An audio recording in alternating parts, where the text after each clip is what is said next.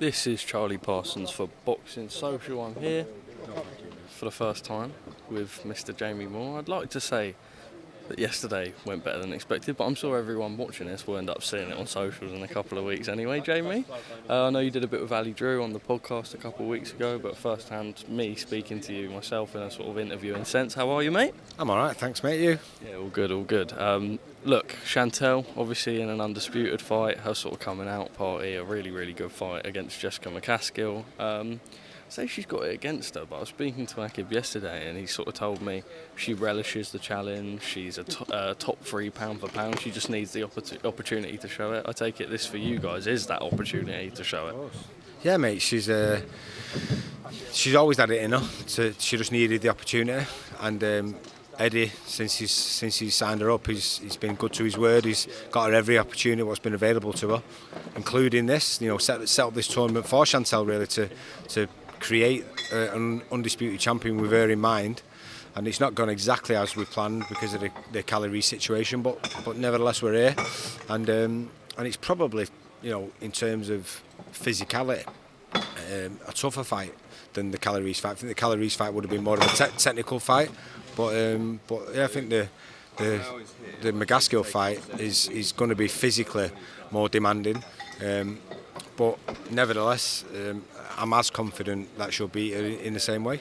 How has her camp been? I know that Matchroom held a media day up there, and I think everyone but myself has managed to be able to speak to you and the team, so this week it's been quite refreshing really, but from what I'm hearing, sparring's been amazing and everything's been really, really good for you guys. Yeah, last couple of camps especially, we've had to keep the sparring basically just to the lads, because you know, she overwhelms girls a lot of the time, the vast majority of the time when she's sparring them.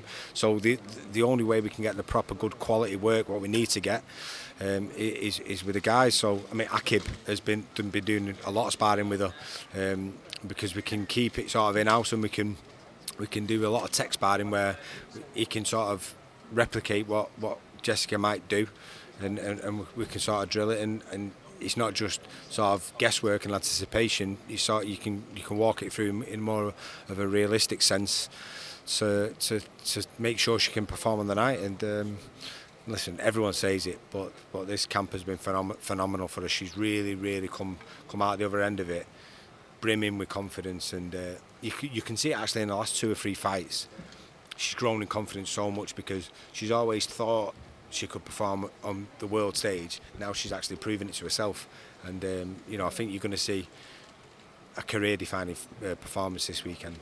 Well, let's speak about Akeem. I know you say that he's been sparring with Chantelle. Myself and him done a sort of 16-minute sit down yesterday where we sort of delved deeper than we usually would in a boxing interview, and he's sort of about speaking and fighting in his mum's name and doing it for her, and sort of got a bit emotional in it. But I suppose when you've got the support that he does around him, and the nice gym environment that you guys have got, and you know, there's no way that he can go wrong really, and obviously he gets out here and we know what a talent he is, so just staying active now and keep performing and showing Eddie why he signed him.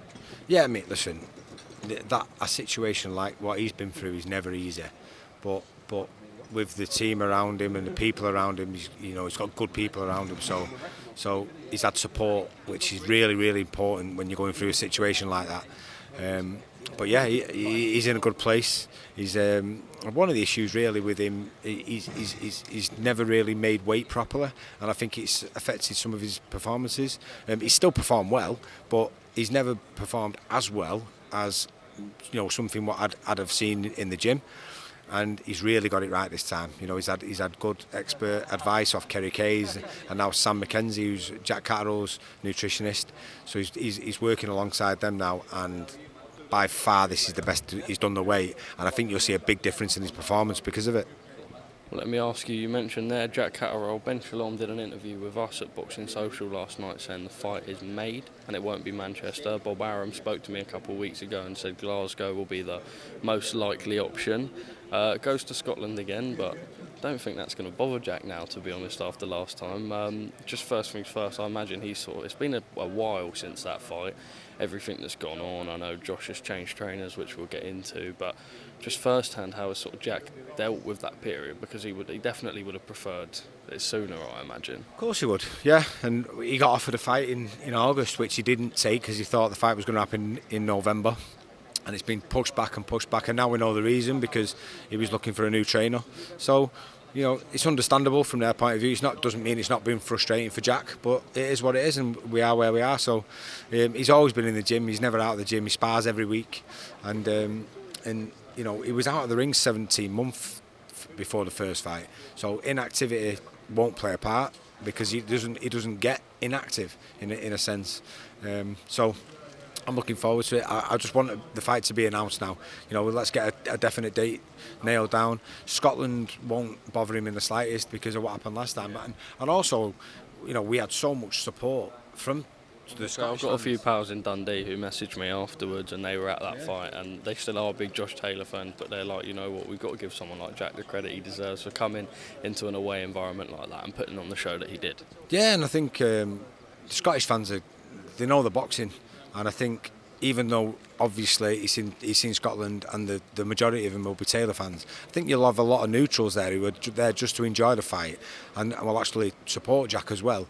And he went up there last time with no sort of doubts in his mind. We'll do the same thing again.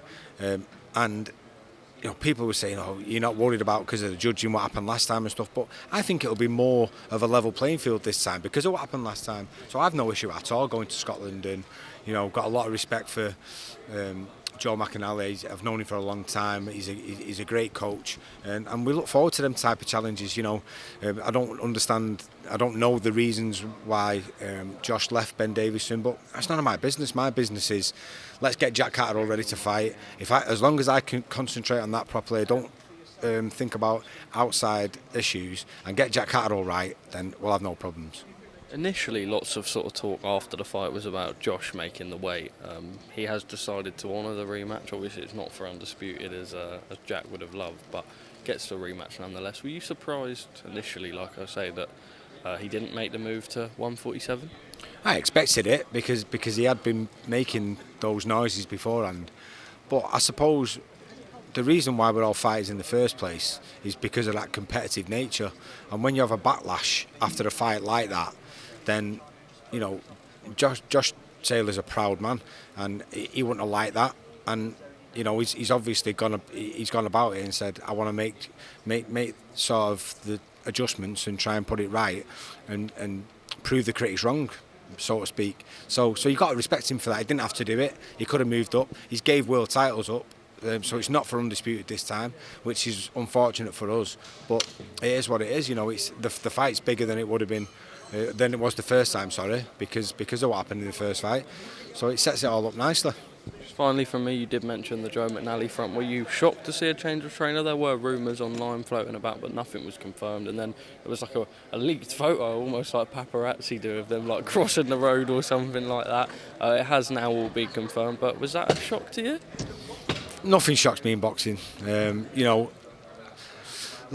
The fact of the matter is, if a fighter feels like he needs to change trainer, then he does, regardless of whether people think he's doing a good job or not, because it's a psychological thing.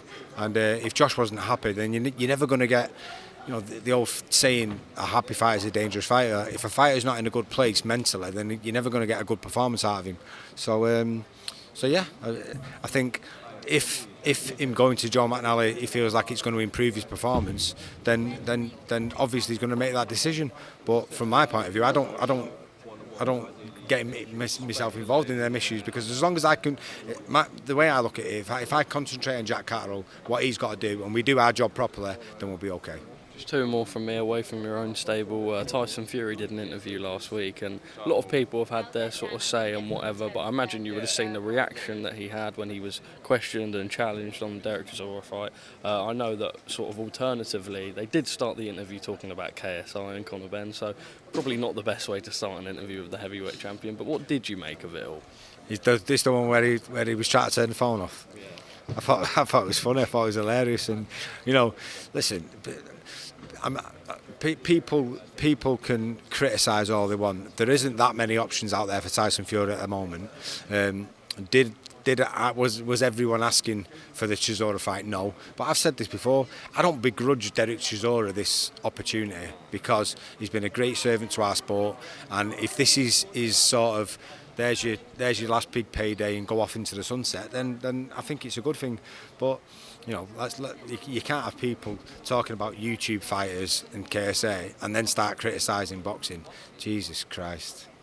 Finally from me, last week the news broke when Benn done a sort of article with The Sun and The Times saying that it was 2 failed welder tests rather than just the one. What did you make of that yourself? Well, I seen Eddie Hearn's interviews today where he was saying it was out of their hands and they sort of couldn't make a decision about the cancellation of the fight because it was in the Boxing Board of Control's hands. So it sounds like a messy situation, and 2 failed VADA tests. One failed VADA test is sort of throw away the book. So 2. Then what do you do? And listen, it's a messy situation. And they said, statements will come out and stuff like that. Conor Benn released a statement, and everyone sort of went, well, what was that? But you didn't really get. No one was any more clearer about it.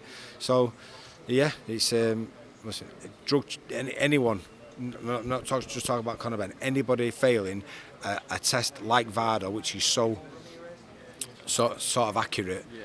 It should be banned. Should be banned for life. Exactly, and that's why it costs so much. It costs so much money to do VADA testing because it's so accurate.